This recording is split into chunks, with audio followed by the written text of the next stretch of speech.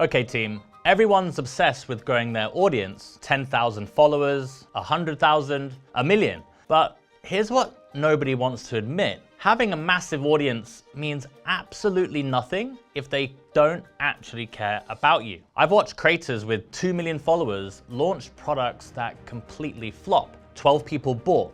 12. That's not even enough for a decent birthday party. Meanwhile, I know someone with 3,000 followers who just did a 7-figure launch. The difference?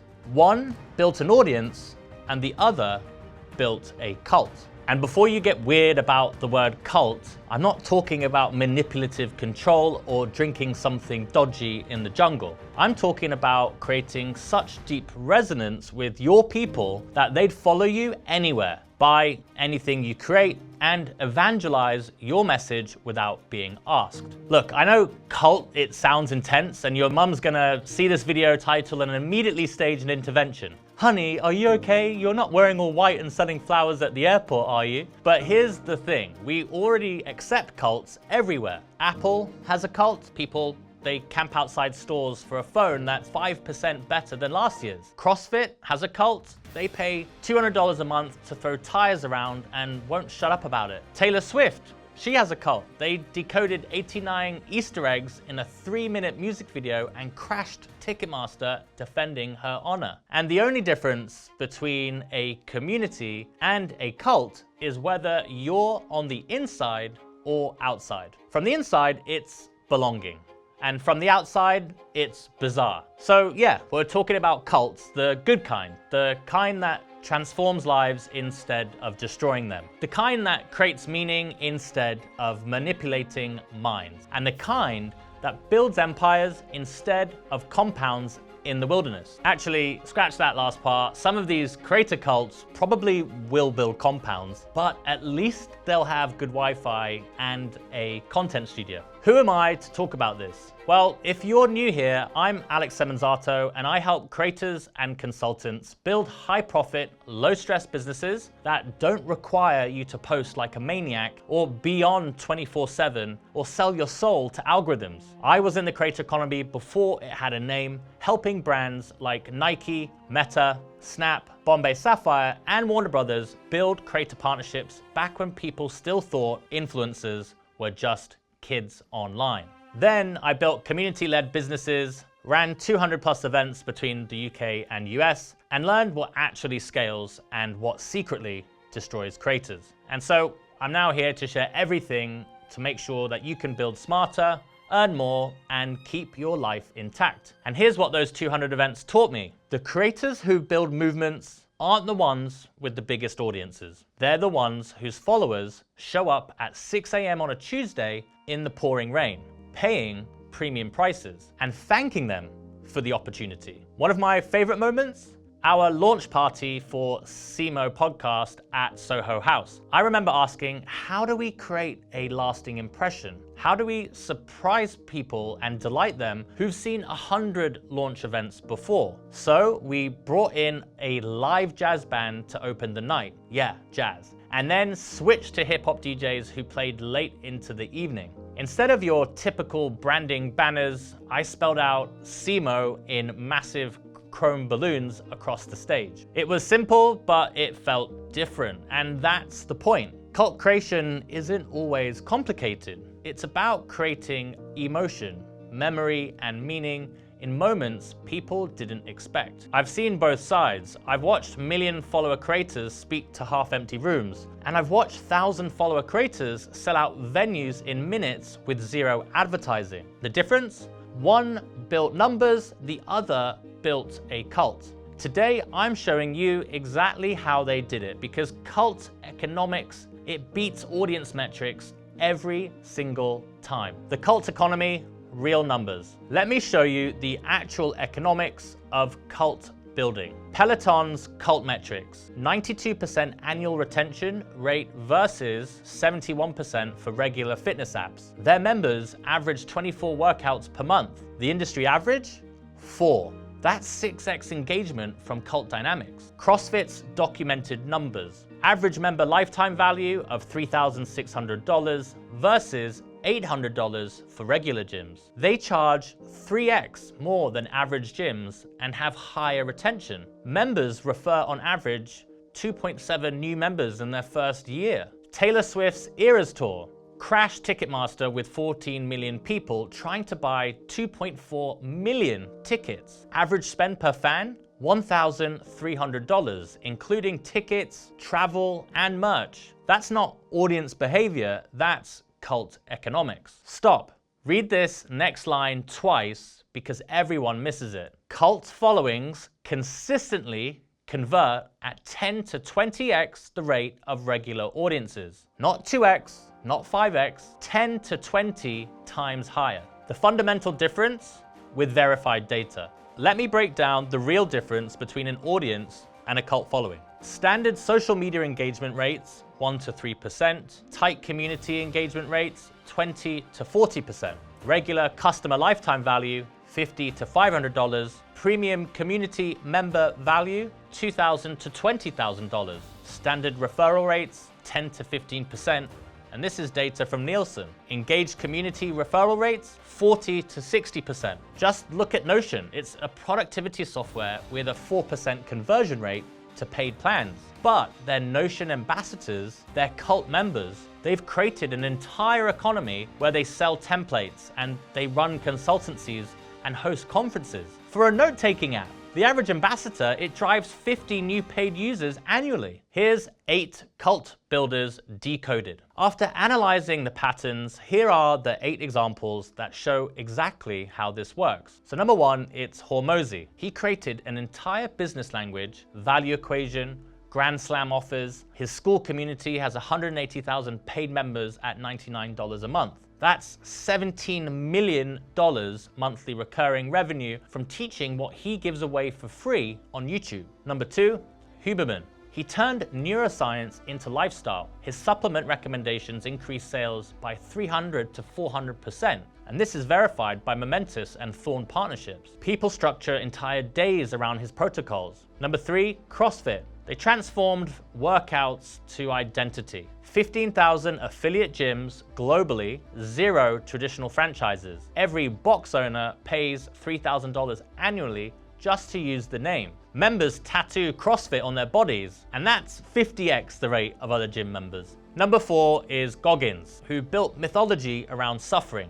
His book, Can't Hurt Me, sold 3 million copies with 0 traditional marketing. Average buyer purchases 3.4 copies, 1 for themselves and the rest as gifts. His Instagram engagement rate is 12% versus 1.5%, which is the industry average. Number 5, Taylor Swift. Weaponized parasocial relationships. Swifties decoded 89 Easter eggs in her last music video. Her vinyl releases sell out in minutes, despite music being free on Spotify. Merchandise sales exceeded $80 per concert attendee. Number 6, Patagonia. Turned business into activism. When the founder gave away the $3 billion company to fight climate change, sales increased 40% that quarter. Customers wear the brand as identity marker, not clothing. And number 7, Naval Ravikant. Philosophy as product. Never sold a course, but the Almanac of Naval Ravikant, which is a free PDF, has been downloaded 2 million times. His tweets from 2018 still get quoted daily. Created an entire generation of leverage seekers. 8, Marie Kondo. Made decluttering a religion. Spark Joy entered common vocabulary. And KonMari consultants charge about $100 to $140 an hour in over 40 countries. Her Netflix show caused donation centers to report a 40% increase in drop-offs. The cult framework, C.U.L.T. So I'm obsessing over these 8 cult builders, right? And suddenly, the pattern hits me like a brick. Every single one follows the same framework, and I call it CULT. And yes, the acronym is intentional. So screenshot this because you're gonna need it. C stands for common enemy. Every cult needs something to fight against. Hormozi? He's at war with fake gurus selling dreams. You know the type, make 6 figures in your sleep. Meanwhile, Goggins is fighting something deeper. He's fighting the voice in your head that says you can't, that weakness that we all carry. And Marie Kondo went to war with joyless possessions. Sounds soft until you realize she got millions of people to throw away half their stuff and thank her for it. And Taylor Swift, well, she literally weaponized her fan base against Ticketmaster and won. A pop star took on a monopoly and brought them to their knees. That's cult power. U is for unique language. This is where it gets clever. Cults don't speak normal English. They speak code. Walk into a CrossFit box, not gym, box, and someone will ask about your WOD. That's workout of the day for the uninitiated. And they'll talk about going RX'd or scaling AMRAP. EMOM. It's like entering a foreign country. Patagonia doesn't have customers, they have activists. They don't sell jackets, they sell gear for saving our home planet. And every product description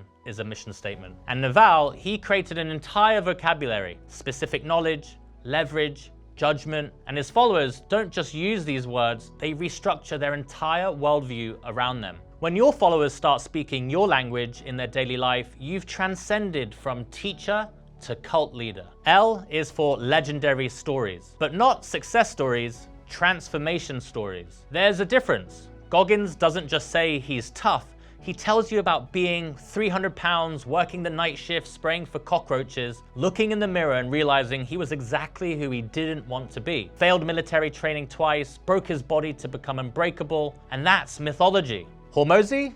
Well, sleeping on the gym floor, living on protein bars, building an empire from nothing.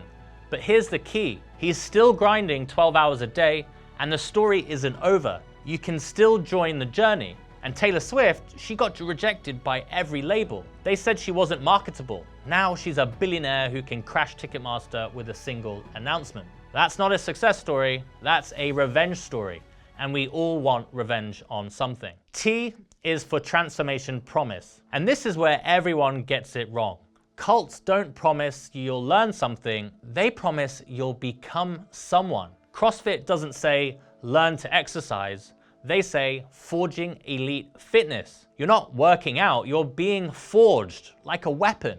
And Goggins doesn't teach mental toughness, he promises you'll become uncommon amongst uncommon. That's identity language. And Marie Kondo doesn't organize homes, she creates life-changing magic. Notice the difference?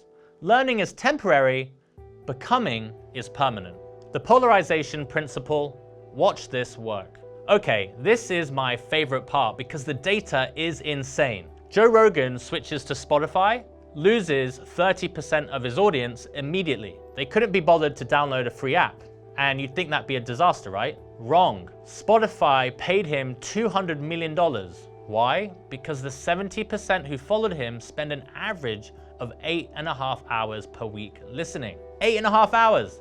That's like a full day of one man talking. That's not an audience, that's an addiction. And CrossFit literally told the fitness industry that sugar was poison. They fought Coca-Cola in court.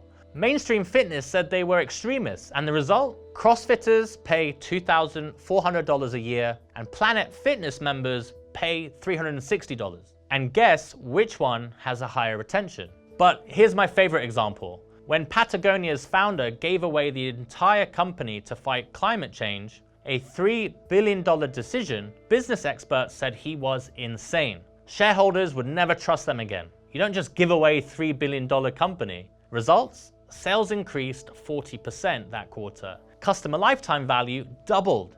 Employee applications went up 10x. And the people who thought it was virtue signaling left. The people who stayed, well, they became lifetime evangelists. And they didn't just buy jackets anymore, they bought membership in a movement. They wore Patagonia as a political statement, a moral badge, an identity marker. I even know people who won't date someone who wears North Face instead of Patagonia, and that's pretty crazy. That's not a brand, that's a cult membership. Watch, every time someone polarizes, they lose the lukewarm and strengthen the core. It's physics. The tighter you squeeze, the denser it becomes. The Mythology Formula. Copy this exactly. I mapped out the mythology of every cult creator and found the exact formula. it's always 5 acts. Take Goggins. Act 1, relatable beginning. Fat guy, dead-end job, watching TV every night. We've all been there. Act 2, rock bottom, failed military training twice. Not failed and tried again, he failed twice. The humiliation is important here. Act 3, the discovery. He realizes suffering is the path, not around suffering, through it. Mental callousing. Make your mind a weapon. Act 4, transformation. He loses 100 pounds in 3 months, becomes a Navy SEAL, runs 100-mile races, and does the impossible. Act 5, still grinding. This is crucial. He's still waking up at 4 a.m., still suffering. The journey isn't over, and you can still join. Now watch Hormozi's arc. Normal kid in California, sleeping on gym floors, eating protein bars. He discovers the value equation, builds and sells a gym empire, and still works 12-hour days. Same 5 acts, but a different story. Same impact. The genius? They're not special. They're normal plus methodology. If they were born special, we'd admire but not follow. And that's important. Since they're normal people who found a system, we believe that we can too. The value delivery system.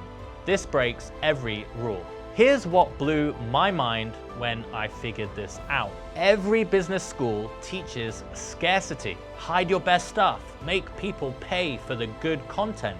These cult builders, they do the actual opposite. Huberman gives away PhD-level neuroscience protocols on YouTube. 3-hour deep dives for free. You could get a neuroscience education just from his podcast. And the result? His sponsors pay him millions because his followers buy everything he mentions. Everything.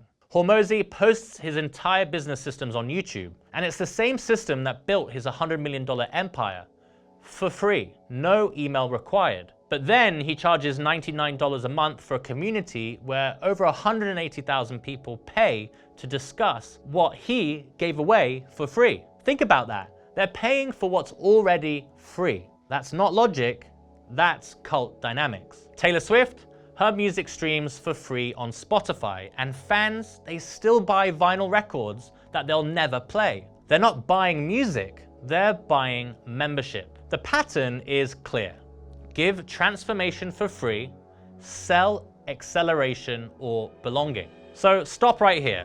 If you're watching this at 2x speed while doing something else, this next part is going to hurt. The difference between you and these cult builders isn't talent, it's not resources, and it's not timing. It's conviction. Goggins doesn't post and then check his likes. He doesn't wonder if he's being too intense. He knows his message will repel most people, but he doesn't care. Hormozi doesn't worry about giving away too much. He doesn't stress about competition copying him. He knows execution beats information. And Swift doesn't calculate optimal posting frequency. She disappears for months, then drops an album overnight. So no warning, pure conviction that her cult will be there.